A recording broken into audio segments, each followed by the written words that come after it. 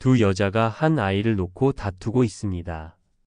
둘 다 자신이 진짜 어머니라고 주장합니다. 증거도 없고 증인도 없는 상황. 세상에서 가장 현명하다는 솔로몬 왕조차 누가 진짜 어머니인지 알 수 없었습니다. 그때 솔로몬 왕이 내린 충격적인 명령. 아이를 칼로 둘로 자르라. 법정안이 순식간에 긴장감으로 가득 찹니다. 그리고 그 순간 한 여자의 절규가 터져 나옵니다. 진실은 이렇게 드러났습니다. 오늘 여러분과 함께 나누고 싶은 이야기는 솔로몬 왕의 놀라운 지혜와 진정한 어머니의 사랑에 관한 이야기입니다. 그리고 이 이야기가 우리에게, 특히 부모인 우리에게 주는 깊은 교훈까지 함께 살펴보도록 하겠습니다. 지금부터 5000년 전 유대인의 지혜가 담긴 탈무드의 감동적인 이야기 속으로 함께 떠나보시죠. 이제 시작합니다. 솔로몬 왕은 매우 현명한 사람으로 온 세상에 알려져 있었습니다. 그의 지혜는 하늘이 내린 선물이었고 많은 사람들이 그의 판결을 듣기 위해 먼 곳에서부터 찾아왔습니다. 어느 날이었습니다. 두 여자가 한 아이를 데리고 솔로몬 왕 앞에 나타났습니다. 두 여자는 서로 자기 아이라고 다투며 솔로몬 왕에게 재판을 청했습니다. 대왕님, 이 아이는 제 아들입니다. 이 여자가 제 아이를 빼앗아 가려고 합니다. 아닙니다, 대왕님. 이 아이는 제가 낳은 제 아들입니다. 저 여자가 거짓말을 하고 있습니다. 두 여자는 계속해서 자기가 진짜 어머니라고 목소리를 높였습니다. 법정안은 긴장감으로 가득 찼습니다. 솔로몬 왕은 조용히 두 여자의 말을 들었습니다. 그리고 여러 가지 사실을 조사해 보았습니다. 하지만 아무리 조사를 해도 어느 쪽이 진짜 어머니인지 알 수가 없었습니다. 증거도 없었고 증인도 없었습니다. 두 여자의 주장만 있을 뿐이었습니다. 솔로몬 왕도 난감한 표정을 지었습니다.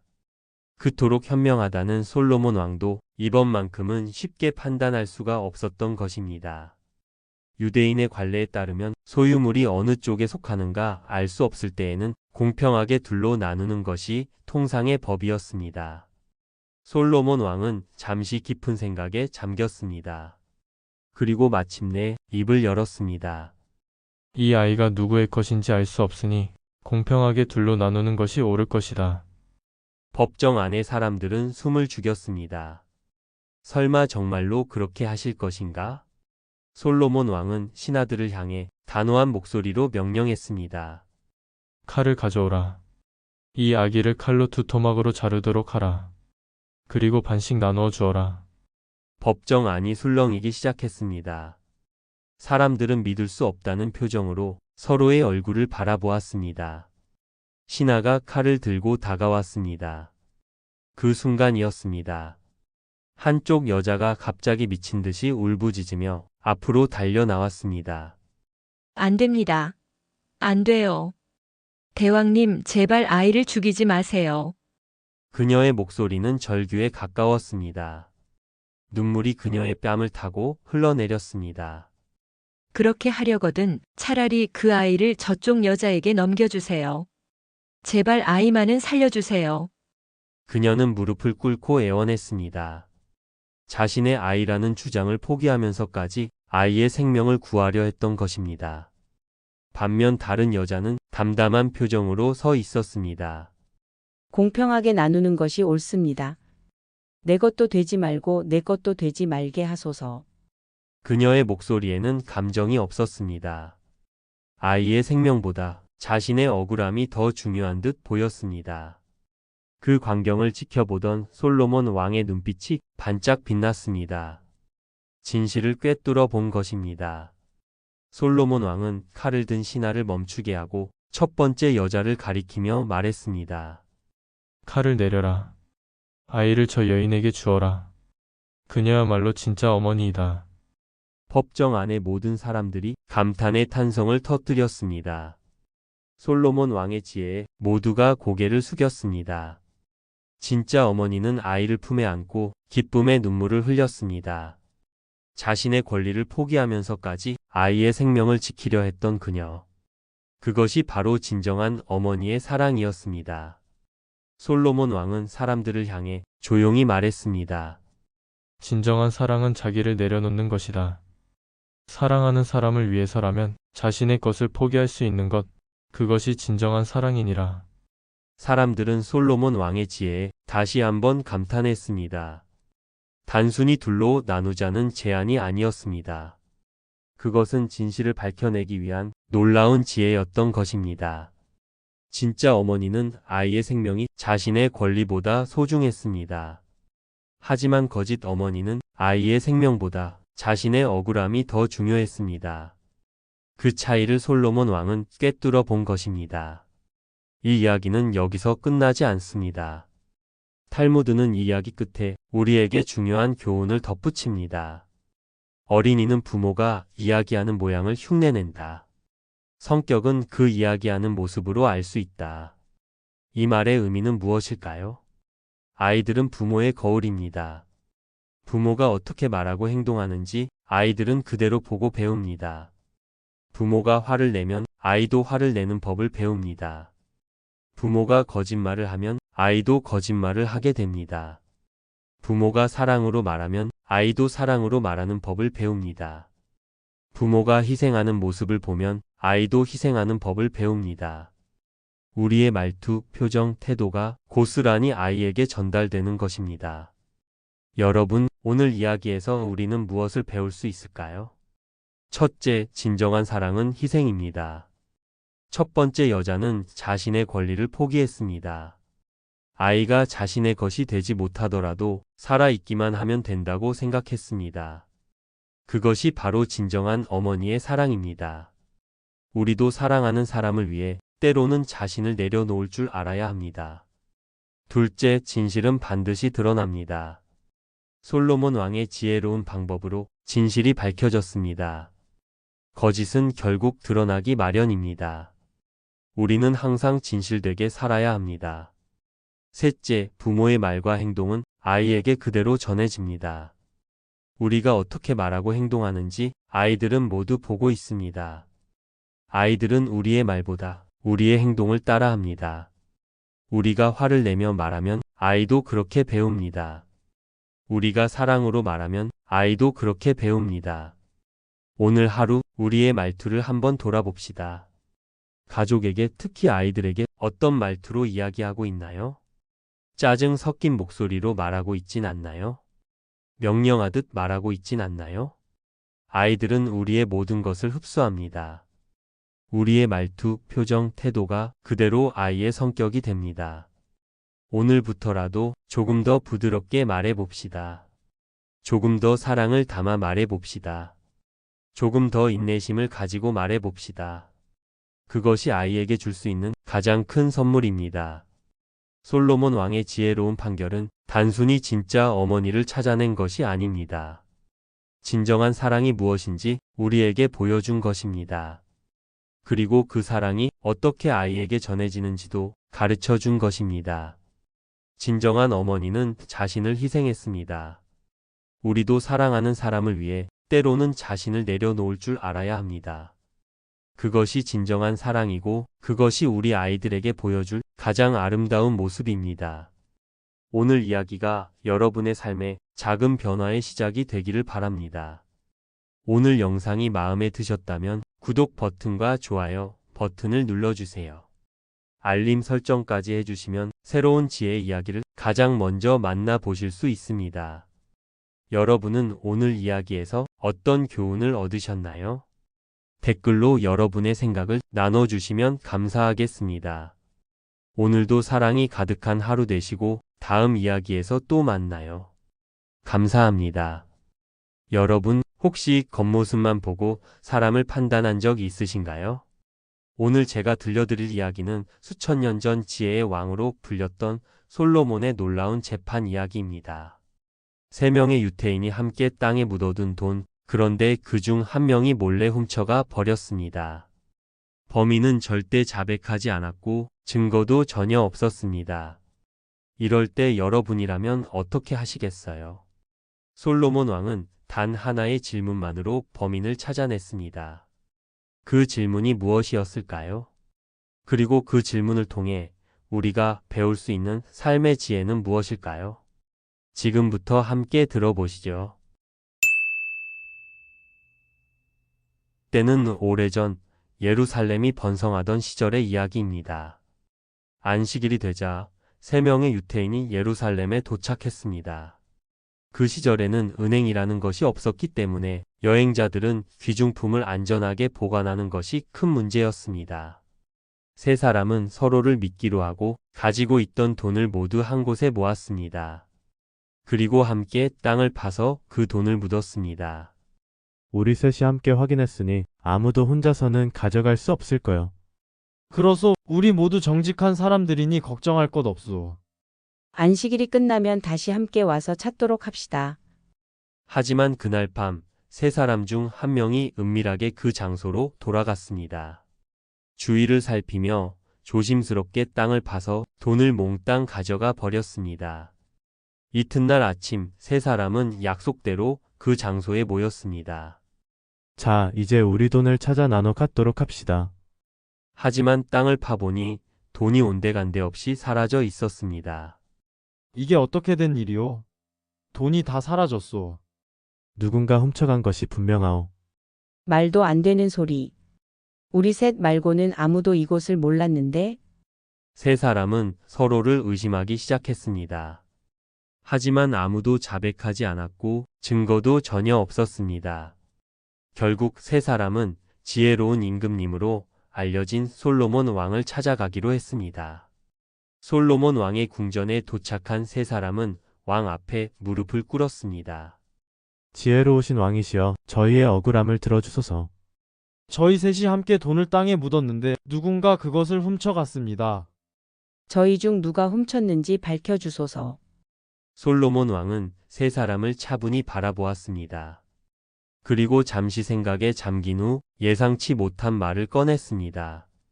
당신들 3사람은 대단히 현명한 사람들이요. 그러니 내가 지금 재판하기에 어려움을 겪고 있는 문제에 대해 먼저 협조해 주시오. 그러면 당신들 3사람의 문제는 내가 반드시 재판해 주겠어. 3사람은 서로 얼굴을 마주 보았습니다. 왕이 먼저 다른 문제를 해결해 달라니 조금 이상했지만 거절할 수는 없었습니다. 알겠습니다, 왕이시여. 솔로몬 왕은 이야기를 시작했습니다. 어떤 마을에 아름다운 젊은 아가씨가 살고 있었어. 그 아가씨는 어떤 남자와 결혼하기로 약속했어. 하지만 얼마 지나지 않아 아가씨는 다른 남자와 사랑에 빠지게 되었어. 아가씨는 용기를 내어 맨 처음에 약혼자를 만났어. 그리고 헤어지자고 솔직하게 말했어. 아가씨는 자신의 마음이 변한 것에 대해 미안함을 느꼈기에 위자료를 주겠다고 말했어. 그런데 첫 번째 남자는 이렇게 말했어. 위자료는 필요 없습니다. 당신이 다른 사람을 사랑한다면 저는 물러나겠습니다. 그렇게 첫 번째 약혼자는 위자료도 받지 않고 약속을 취소해 주었어. 아가씨는 새로운 약혼자와 행복하게 살게 되었어. 그런데 문제는 그 다음이었어. 그 아가씨는 많은 돈을 갖고 있었기 때문에 어떤 노인에게 유괴되고 말았어. 노인은 몸값을 요구했어. 그때 아가씨가 노인에게 이렇게 말했어. 저는 결혼하려고 약속했던 남성에게 약혼 취소를 요구했음에도 그분은 위자료도 받지 않고 헤어져 주었습니다. 당신도 똑같은 일을 저에게 해야 합니다. 그러자 놀랍게도 노인은 돈을 받지 않고 그녀를 유괴해서 풀어주기로 했소. 이야기를 마치고 솔로몬 왕이 3사람에게 물었습니다. 이 이야기 가운데서 누가 제일 칭찬받아야 할 행위를 한 사람이라고 생각하시오? 첫 번째 사나이가 먼저 대답했습니다. 맨 처음 그녀와 약혼을 했지만 약혼을 취소하고 위자료도 받지 않았던 사나이가 칭찬을 받아야 합니다. 그는 그녀의 의사를 무시하면서까지 결혼하려고 하지 않았으며 돈도 받지 않았기 때문입니다. 진정한 사랑은 상대방을 소유하는 것이 아니라 상대방의 행복을 바라는 것이기 때문입니다. 두 번째 사나이가 다른 의견을 제시했습니다. 아닙니다. 저는 다르게 생각합니다. 그 아가씨야말로 칭찬받아야 합니다. 그녀는 용기를 갖고 맨 처음에 남자에게 약혼 취소를 요구했습니다. 그리고 진정으로 사랑하고 있는 사나이와 결혼했습니다. 자신의 마음에 솔직한 것, 이것이야말로 칭찬받아야 합니다. 거짓된 관계를 유지하는 것보다 정직하게 자신의 마음을 표현한 것이 더 훌륭합니다. 세 번째 사나이는 고개를 갸웃거리며 당황스러운 표정을 지었습니다. 이 이야기는 뒤죽박죽이어서 저는 종잡을 수가 없습니다. 첫째, 유괴한 사람도 돈 때문에 유괴했는데도 결국 돈을 빼앗지 않은 채 풀어주었다니 이해가 안 됩니다. 이야기의 줄거리가 전혀 잡히지 않습니다. 도대체 왜 돈을 포기한 겁니까? 그 순간 솔로몬 왕이 큰 소리로 세 번째 사나이를 가리키며 외쳤습니다. 네가 돈을 훔친 범인이다. 세 번째 사나이는 깜짝 놀라 뒤로 물러났습니다. 무슨 말씀이십니까? 제가 왜 범인입니까? 다른 두 사람은 애정이라든가 아가씨와 약혼자 사이에 존재하고 있던 인간관계를 곧 알아차렸어. 그 사이에 있던 긴장된 분위기, 진심, 희생, 용기 같은 것을 이해했어. 그런데 너는 돈밖에 생각하고 있지 않았어. 사람과 사람 사이의 관계, 감정, 도덕적 가치는 전혀 보지 못하고 오직 돈에만 집착했어. 이것이 바로 네가 돈을 훔친 증거야. 내 마음속에는 돈밖에 없기 때문에 이야기 속 인물들의 마음을 전혀 이해하지 못한 것이요. 세 번째 사나이는 할 말을 잃었습니다. 그리고 결국 무릎을 꿇고 자백했습니다. 죄송합니다, 왕이시여. 제가 욕심에 눈이 멀어 돈을 훔쳤습니다. 용서해 주십시오. 솔로몬 왕은 엄숙한 표정으로 말했습니다. 돈은 다른 두 사람에게 돌려주도록 하시오. 그리고 당신은 욕심을 버리고 사람의 마음을 보는 법을 배우시오. 여러분, 이 이야기가 우리에게 주는 교훈은 무엇일까요? 첫째, 우리의 내면이 우리의 말과 행동에 드러난다는 것입니다. 세 번째 사람은 겉으로는 정직한 척했지만 그의 마음속에는 오직 돈만 있었습니다. 그래서 이야기를 들을 때도 사람의 마음이나 관계는 보지 못하고 돈만 생각했던 것입니다. 우리가 무엇에 가치를 두고 사는지 우리의 말과 행동을 통해 드러나게 됩니다. 둘째, 진정한 지혜는 사람의 마음을 읽는 것입니다. 솔로몬 왕은 직접적으로 누가 범인인지 조사하지 않았습니다. 대신 그들의 가치관, 그들이 무엇을 중요하게 여기는지를 살펴보았습니다. 그리고 그것만으로 진실을 밝혀낼 수 있었습니다. 셋째, 우리는 돈보다 더 중요한 가치들을 지켜야 합니다. 정직, 신뢰, 사랑, 희생.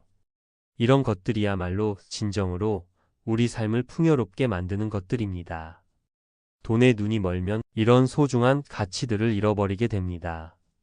여러분도 오늘 하루 무엇이 진정으로 중요한지 생각해 보시는 건 어떨까요? 오늘 솔로몬 왕의 지혜로운 재판 이야기 어떠셨나요? 이 이야기가 여러분의 마음에 작은 울림이 되었기를 바랍니다. 만약 오늘 이야기가 도움이 되셨다면 구독 버튼과 좋아요 버튼을 꾹 눌러주세요. 그리고 알림 설정까지 해두시면 더 많은 지혜로운 이야기들을 만나보실 수 있습니다. 댓글로 여러분의 생각도 들려주시면 더욱 감사하겠습니다. 오늘도 행복한 하루 보내세요. 감사합니다. 여러분, 만약 여러분을 괴롭히는 사람이 있다면 그 사람이 사라졌으면 좋겠다고 생각해 보신 적 있으신가요? 아니면 그 사람이 벌을 받았으면 고통을 겪었으면 좋겠다고 바라본 적은요? 우리는 살면서 때때로 악한 사람들을 만나게 됩니다. 그들의 행동은 우리를 분노하게 만들고 때로는 복수심마저 들게 합니다. 하지만 오늘 여러분께 들려드릴 탈무드 이야기는 악인을 대하는 진정으로 지혜로운 방법이 무엇인지 알려줍니다. 이것은 단순히 착하게 살라는 이야기가 아닙니다. 이것은 우리 자신을 위한, 우리 마음의 평화를 위한 지혜입니다. 지금부터 수천 년 전 유대인 랍비들이 악인들과 마주쳤을 때의 이야기, 그리고 그 안에 담긴 놀라운 통찰을 함께 나눠보겠습니다. 이제 시작합니다. 먼 옛날 몇 사람의 랍비가 길을 가고 있었습니다. 그들은 신실한 유대인 학자들로 백성들을 가르치고 이끄는 존경받는 지도자들이었습니다. 그런데 그날 그들은 한 무리의 사람들과 마주치게 되었습니다. 하지만 그들은 보통 사람들이 아니었습니다. 그들은 악인의 무리였습니다. 이 악인들은 흡사흡혈귀와도 같은 악질 인간들이었습니다. 그만큼 교활하고 그만큼 잔인한 인간들은 이 세상에 없었습니다. 그들은 약한 사람들을 괴롭히고 가난한 사람들을 착취했습니다. 그들의 마음속에는 자비도 양심도 찾아볼 수 없었습니다. 랍비들은 그들의 악행을 잘 알고 있었고 얼마나 많은 사람들이 그들 때문에 고통받고 있는지도 알고 있었습니다. 그 무리를 보자 한 사람의 랍비가 분노에 차서 말했습니다. 저런 인간들은 물에 빠져서 모두 죽어버렸으면 좋을 것입니다. 저들이 살아있는 한 이 세상에 평화는 없을 것입니다. 저들은 선량한 사람들을 괴롭히고 무고한 사람들에게 고통을 주고 있지 않습니까? 그의 말은 어쩌면 당연한 것이었습니다. 많은 사람들이 그렇게 생각했을 것입니다. 악인이 사라지면 세상이 더 평화로워지지 않을까요? 악인이 벌을 받으면 정의가 실현되는 것이 아닐까요? 하지만 그때 랍비 가운데에서 가장 위대했던 랍비가 입을 열었습니다. 그는 오랜 세월 동안 율법을 연구하고 많은 사람들을 가르쳐 온 지혜로운 스승이었습니다. 그의 눈에는 깊은 연민과 오랜 세월의 지혜가 담겨 있었습니다. 동료여, 유대인으로서 그런 생각을 가져서는 안 됩니다. 아무리 이 인간들이 죽어버리는 게 좋다고 생각하더라도 그러한 일을 기도해서는 안 됩니다. 다른 랍비들은 놀라서 그를 바라보았습니다. 그들도 악인들의 행동에 분노하고 있었고 그들이 사라지기를 바라고 있었기 때문입니다. 악인들이 멸망하는 것을 기대하기보다는 악인들이 참여하는 것을 바라야 합니다. 그 말을 듣고 랍비들은 깊이 생각에 잠겼습니다. 그렇습니다. 악인의 멸망과 악인의 참회, 이 둘은 전혀 다른 것이었습니다. 악인이 멸망하면 그저 한 사람이 사라질 뿐입니다. 하지만 악인이 참회하면 한 사람이 변화하는 것입니다. 악인이 죽으면 악은 그대로 남아 있습니다. 하지만 악인이 참회하면 악이 선으로 변화하는 것입니다. 위대한 랍비는 계속해서 말했습니다. 악인을 벌하는 것은 우리에게 아무런 이득이 되지 않습니다. 그들을 회개시키거나 우리 편에 끌어들이지 않는 한 손해가 될 뿐입니다. 이 말씀 속에는 깊은 지혜가 담겨 있었습니다. 첫째, 악인의 멸망을 바라는 것은 우리 마음속에 증오를 키우는 일입니다. 우리가 누군가의 죽음을 바랄 때 우리 자신도 그 악의 일부가 되는 것입니다. 둘째, 악인이 참회하면 한 사람의 적이 친구가 됩니다. 그것은 단순히 적을 제거하는 것이 아니라 적을 동지로 만드는 것입니다. 셋째, 악인의 참회는 다른 악인들에게도 희망의 메시지가 됩니다. 한 사람이 변화할 수 있다면 다른 사람도 변화할 수 있습니다. 넷째, 참회를 통한 변화는 멸망보다 훨씬 더 큰 가치를 세상에 더합니다. 랍비들은 고개를 끄덕였습니다. 그들은 위대한 랍비의 말씀이 얼마나 깊은 진리를 담고 있는지 깨달았습니다. 스승님, 하지만 악인들이 참여하지 않으면 어떻게 됩니까? 그들이 계속해서 악을 행한다면요? 그렇다 하더라도 우리는 그들의 참회를 바라야 합니다. 왜냐하면 그것이 우리 자신의 마음을 지키는 길이기 때문입니다. 누군가의 멸망을 바라는 순간 우리 마음속에는 어둠이 자라기 시작합니다. 하지만 누군가의 변화를 바라는 순간 우리 마음속에는 빛이 자라기 시작합니다. 그날 이후 랍비들은 악인들을 만날 때마다 그들의 멸망이 아닌 참회를 위해 기도했습니다. 그리고 놀랍게도 시간이 지나면서 몇몇 악인들이 실제로 참회하기 시작했습니다. 어떤 이는 과거에 착취했던 사람들에게 재산을 돌려주었습니다. 어떤 이는 랍비를 찾아와 자신의 죄를 고백하고 용서를 구했습니다. 그들 중 몇몇은 나중에 선량한 사람으로 변화하여 공동체에 큰 도움이 되었습니다. 만약 랍비들이 그들의 멸망만을 바랐다면 이러한 변화는 일어나지 않았을 것입니다. 악인의 참회를 바라는 마음, 그것은 단순한 이상론이 아니었습니다. 그것은 세상을 실제로 변화시키는 강력한 힘이었습니다.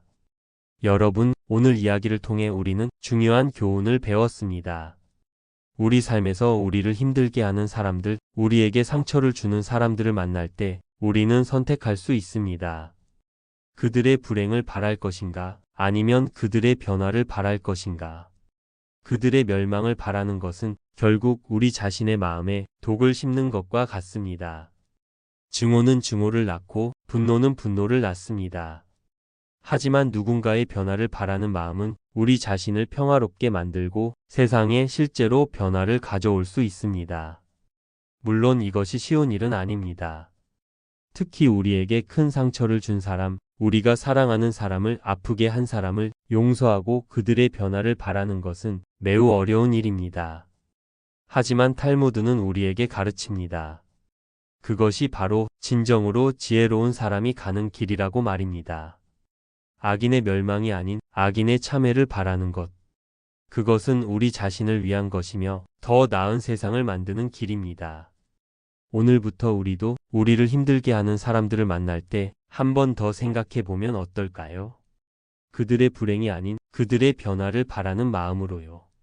그것이 우리 마음에 평화를 가져다 주고 우리 삶을 더 풍요롭게 만들어 줄 것입니다. 오늘도 탈무드의 지혜와 함께 해주셔서 진심으로 감사드립니다. 이 영상이 도움이 되셨다면 구독과 좋아요 그리고 알림 설정 부탁드립니다. 더 많은 지혜로운 이야기로 여러분을 다시 찾아뵙겠습니다. 여러분의 하루가 지혜와 평화로 가득하시기를 기원합니다. 감사합니다. 여러분, 혹시 누군가에게 속임을 당하셨을 때 어떻게 대응하셨나요? 직접 따져 물으셨나요? 아니면 조용히 넘어가셨나요? 오늘은 지혜의 왕 솔로몬이 자신의 신하에게 속임을 당했을 때 어떻게 지혜롭게 대처했는지에 대한 이야기를 들려드리려 합니다. 솔로몬은 왜 직접 상대방을 질책하지 않고 교묘한 방법으로 자백을 이끌어냈을까요? 그리고 그 방법이 우리 현대 인간관계에 주는 교훈은 무엇일까요? 때로는 직접적인 대립보다 지혜로운 우회적 방법이 상대방의 마음을 움직이는 더 큰 힘을 발휘할 수 있습니다. 이 5000년의 지혜가 담긴 이야기를 통해 인간관계의 갈등을 지혜롭게 해결하는 방법을 함께 배워보시죠. 솔로몬은 시간이 날 때마다 장기 두기를 즐겼습니다. 지혜롭기로 이름난 솔로몬이었던 만큼 그의 장기 기술은 상대방의 속마음을 꿰뚫어 보듯 능수능란했습니다. 한 번도 지는 일이 없었죠. 어느 날 솔로몬은 그의 고문인 베나야와 함께 장기를 두고 있었습니다. 깊이 생각하며 장기를 두어 나가는 솔로몬이었기에 시작된 지 얼마 되지 않아 베나야의 패색이 짙어졌습니다. 이제 베나야가 둘 차례였지만 묘한 수가 나지 않아 망설이고 있었죠. 그때 마침 성 밖에서 싸우는 소리가 들렸습니다. 소리가 제법 크게 들렸는지 호기심이 생긴 왕은 장기를 두다 말고 일어서서 창가로 가 밖을 내다보았습니다. 베나야는 그 틈을 타서 솔로몬의 장기 중에서 한 개를 슬쩍 감추어 버렸습니다. 왕은 다시 돌아왔지만 말 한 개가 부족하다는 것을 눈치채지 못한 채 계속 장기를 두었습니다. 시간이 흐르자 왕의 형세는 차츰 불리해져 갔고 급기야 패한 것을 인정하지 않을 수 없게 되었습니다. 항상 지기만 하던 베나야는 처음으로 승자가 되었습니다. 왕은 패했다는 사실에 화가 났습니다. 자기보다 잘 두는 사람은 없다고 생각했는데 갑자기 베나야가 유력한 경쟁자로 떠오른 것이죠. 왕은 패한 이유를 알아보려고 처음에 시작할 때처럼 말을 늘어놓고 곰곰이 생각하면서 처음부터 말을 한 개씩 두어 나갔습니다. 그리고 마침내 말 한 마리가 중간에 없어져 버린 것을 알게 되었습니다. 내가 밖을 살피러 창가로 갔을 때 베나야가 말을 하나 숨긴 게 틀림없어. 패에 가던 베나야가 그 다음부터 이기기 시작했거든. 사람을 속이다니 고약한 행동을 했구나. 내가 직접 대놓고 꾸짖지 않아도 스스로 고백하도록 하리라. 솔로몬은 그 후에도 베나야에게는 아무 내색도 하지 않았습니다. 그러던 어느 날 왕은 어둠이 깔린 창밖을 내다보고 있었습니다. 얼굴이 험상궂고 어깨에 자루를 맨 두 사내가 무엇인가 수군대면서 지나가는 것이 눈에 띄었죠. 차림새나 하는 짓거리로 보아 도둑질을 하러 가는 것이 틀림없다고 생각되었습니다. 왕은 곧 방으로 돌아와서 왕의 옷을 벗고 허름한 평민의 옷으로 갈아입었습니다. 그리고는 거리로 나가 그 두 사내를 따라갔습니다. 이윽고 두 사내와 만난 솔로몬은 그들과 인사를 한 후 좋은 계획을 하나 제안하겠다고 말했습니다. 나도 과거엔 도둑질 꽤나 한다는 사람이었다오. 자, 여기 왕이 거처하는 방에 열쇠가 있어. 나는 그곳의 구조가 어떻게 되어 있는지도 잘 알고 있어. 오래전부터 왕궁을 털 생각으로 계획을 착착 세워왔는데 미처 용기가 나지 않아서 이럭저럭 시간만 낭비하고 말았어. 어떠시오, 형씨들? 나랑 한번 일을 벌려볼 생각이 없으노? 두 사내는 솔로몬의 계획을 좀 더 자세히 듣고는 그럴싸하다고 판단을 내려 함께 일할 것을 승낙했습니다. 왕궁의 구조를 잘 안다고 했소. 그럼 그곳으로 들어가는 건 당신이 앞장서시오. 물건을 훔치는 일은 우리가 할 테니. 좋소. 하지만 지금은 일러서 안 돼요. 좀 더 기다렸다 합시다. 예루살렘 성이 아주 칠흑 같은 어둠에 잠길 때까지.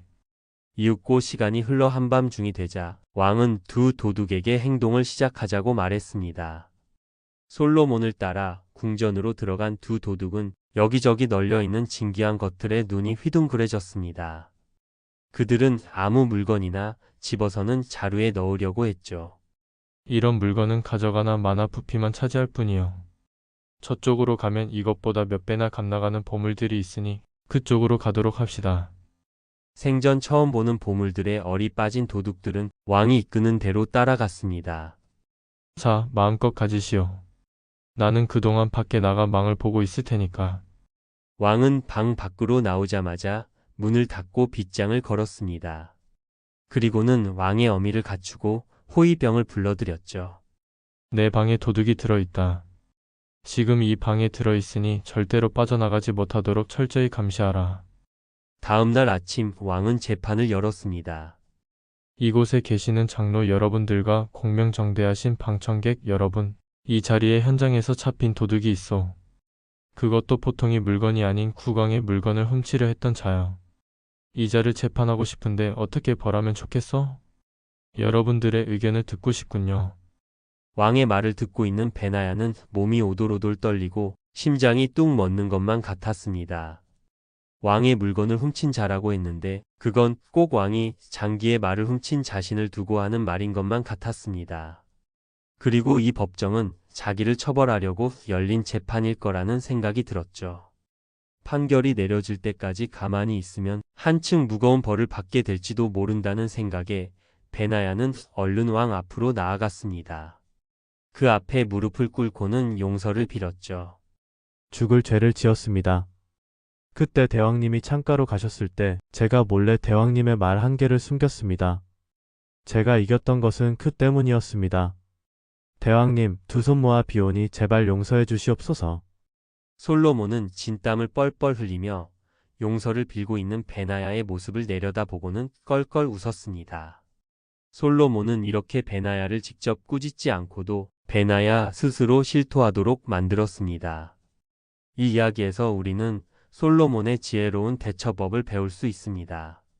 솔로몬은 속임을 당했을 때 직접적으로 상대방을 비난하거나 질책하지 않았습니다.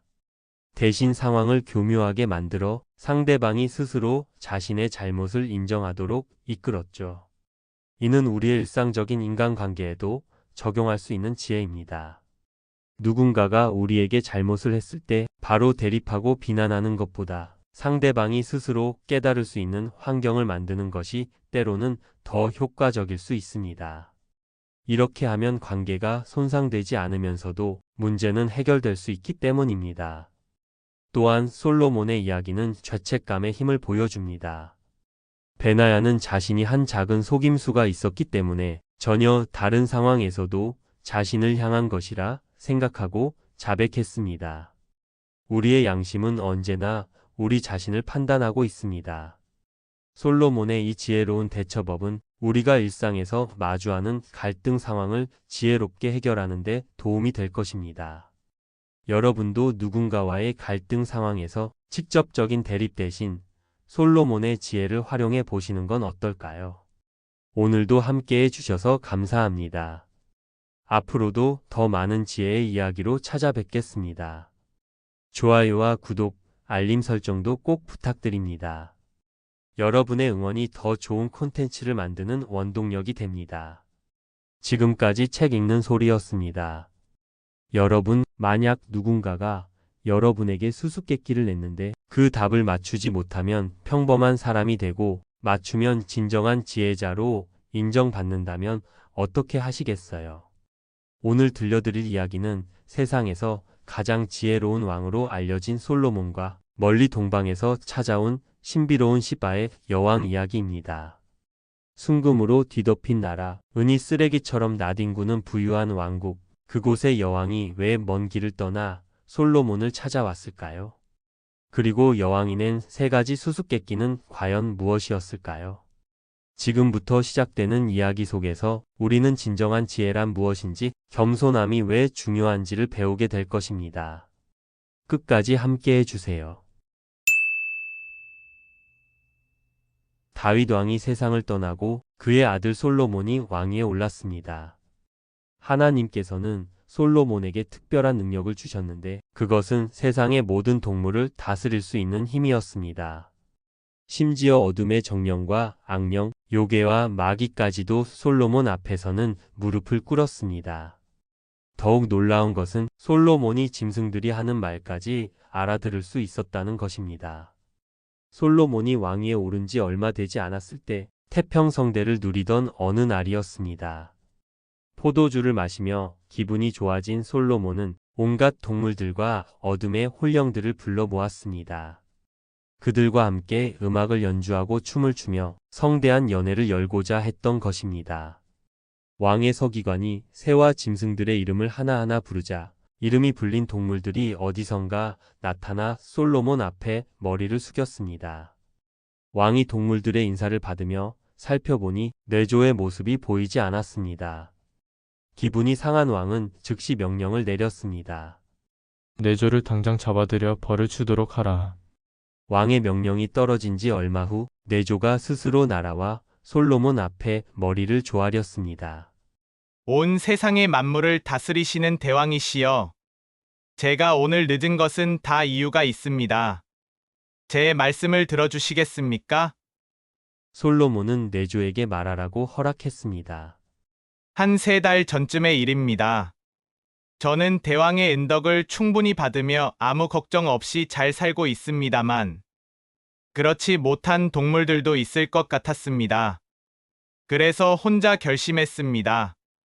세상 곳곳을 돌아다니며 아직 대왕의 은덕이 미치지 않은 곳이 있는지 알아봐야겠다고요. 시간이 날 때마다 세상을 돌아다니던 중 동방의 키틀이라는 도시에 도착했습니다. 이 키틀이 있는 나라는 온통 순금으로 뒤덮여 있고 은 따위는 길바닥에 쓰레기처럼 나뒹굴고 있었습니다. 나무와 숲은 천지가 창조될 때의 모습 그대로 남아 있어 경치가 말할 수 없이 아름다웠습니다. 그곳 사람들은 활을 쏠 줄도 모르고 전쟁이라는 말조차 무엇인지 알지 못했습니다.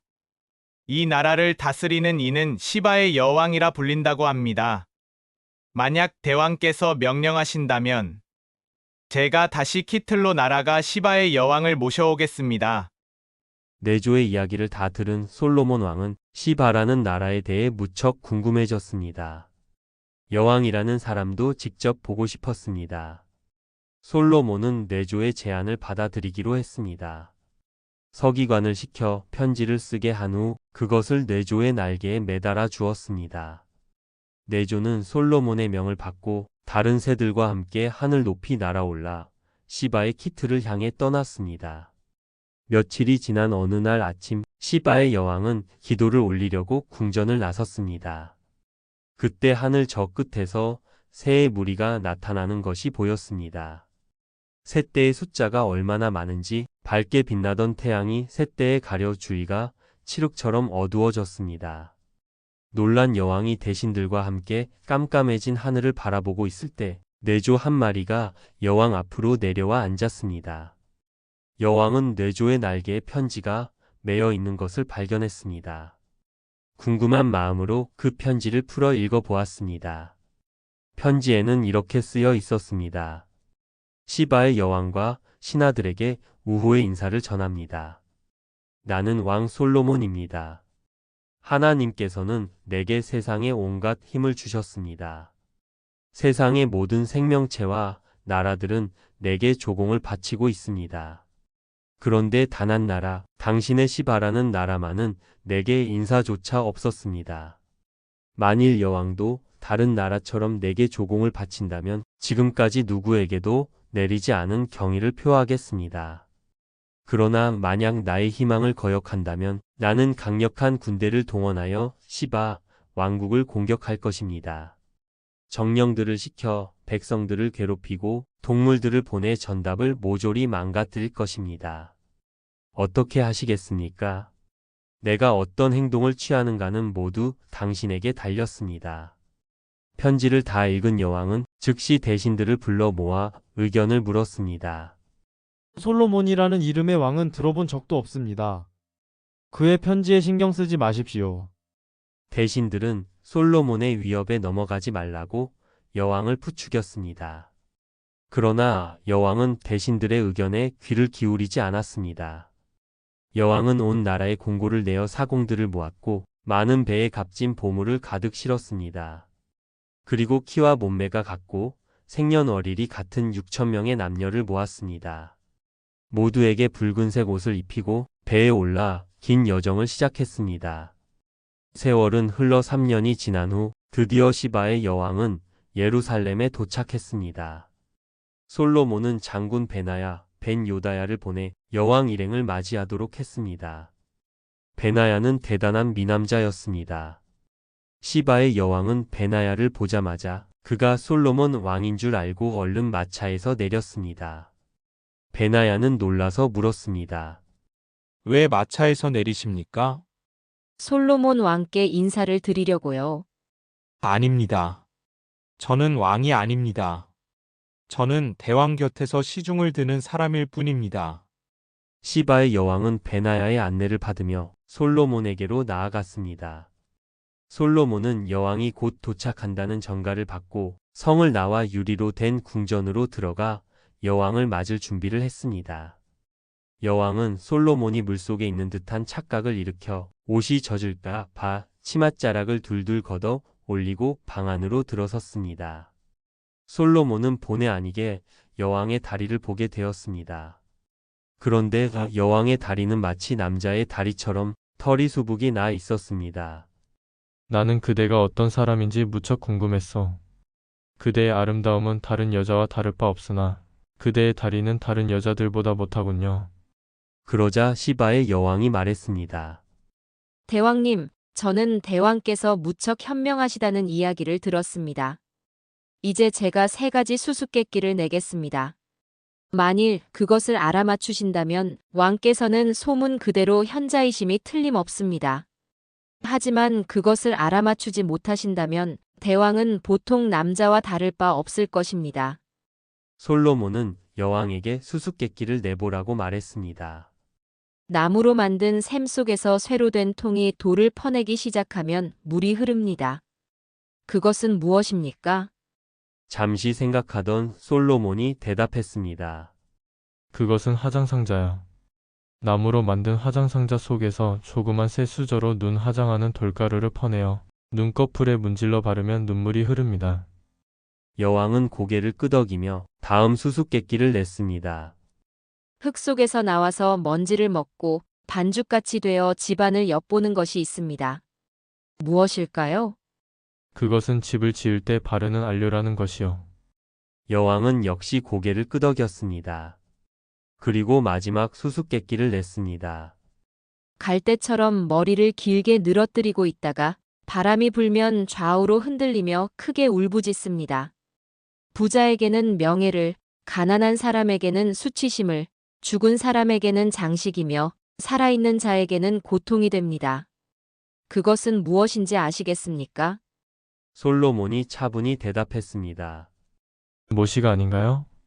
들판에서 자랄 때는 머리를 늘어뜨리고 있다가 돛에 달면 바닷바람에 포효하듯 울부짖고 좋은 옷을 입은 부자는 으스대며 자랑하고 누더기를 입은 가난한 사람은 부끄러워하며 삼배옷을 입혀 죽은 자를 감고 못이 불을 꼬아 교수대에 밧줄로 쓴다면 교수대에서 죽음을 당하게 될 사람에겐 고통스럽기 짝이 없는 일이지요. 솔로몬의 대답을 조용히 듣고 있던 여왕은 그 지혜로움에 깊이 감탄했습니다.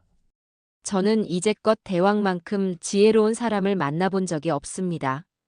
대왕님은 역시 이 세상을 다스릴 만하십니다. 솔로몬은 시바의 여왕을 궁전으로 안내했습니다. 궁전의 성스럽고 호화로운 광경을 본 여왕은 솔로몬을 창조해 주신 하나님께 감사와 찬양을 드렸습니다. 그리고 가지고 온 보물들을 망설임 없이 솔로몬 왕께 바쳤습니다. 교훈과 마무리. 여러분, 오늘 이야기를 통해 우리는 무엇을 배울 수 있을까요? 첫째, 진정한 지혜는 많이 아는 것만이 아니라 그것을 적절하게 사용할 줄 아는 것입니다. 솔로몬은 단순히 수수께끼의 답을 맞춘 것이 아니라 일상의 평범한 것들 속에서 깊은 의미를 찾아낼 수 있었습니다. 둘째, 겸손함이 얼마나 중요한지를 배웁니다. 시바의 여왕은 대신들의 반대에도 불구하고 직접 솔로몬을 찾아가 그의 지혜를 확인하려 했습니다. 이것은 편견 없이 진실을 알고자 하는 겸손한 태도에서 나온 것입니다. 셋째, 외모나 겉모습이 아닌 내면의 진정한 가치를 볼 줄 알아야 합니다. 솔로몬도 여왕의 외모에 대해 언급했지만 결국 중요한 것은 그녀의 지혜와 용기였습니다. 우리도 일상에서 이런 지혜를 실천할 수 있습니다. 사람을 평가할 때 겉모습이나 소문만으로 판단하지 말고 진정한 내면을 보려고 노력해야 합니다. 어려운 문제를 만났을 때 포기하지 말고 깊이 생각하며 평범한 일상 속에서도 해답을 찾을 수 있습니다. 오늘 이야기가 여러분의 삶에 작은 지혜와 용기를 더해 주었기를 바랍니다. 이 채널이 도움이 되셨다면 구독과 좋아요 버튼을 눌러주세요. 알림 설정까지 해두시면 더 많은 지혜로운 이야기들을 가장 먼저 만나보실 수 있습니다. 다음 시간에도 더 좋은 이야기로 찾아뵙겠습니다. 감사합니다.